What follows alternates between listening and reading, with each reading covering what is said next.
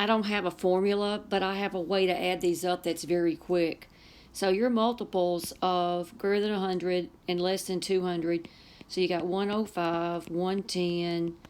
It's how you line the numbers up. 115, 120, 125, 130, 135, 140, 145, 150. Did I lose one? 5, 10, 15, 20, 25, 30, 35, 44, 50. And now, start at the top. Your greatest one, less than 200, is 195. Okay, and now go down. 195, 190, 185, 80, 75, 70, 65, 60, 55. So what you do, you match the smallest number with the largest number in your grouping. And if you look, 105 plus 195 is 300.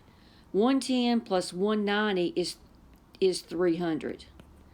So all these sums are 300. And there's 1, 2, 3, 4, 5, 6, 7, 8, 9 of them. So 9 times 300 is 2,700. And then add that lonely 150 back in. You get 0, 5, 8, 2850. That's your answer.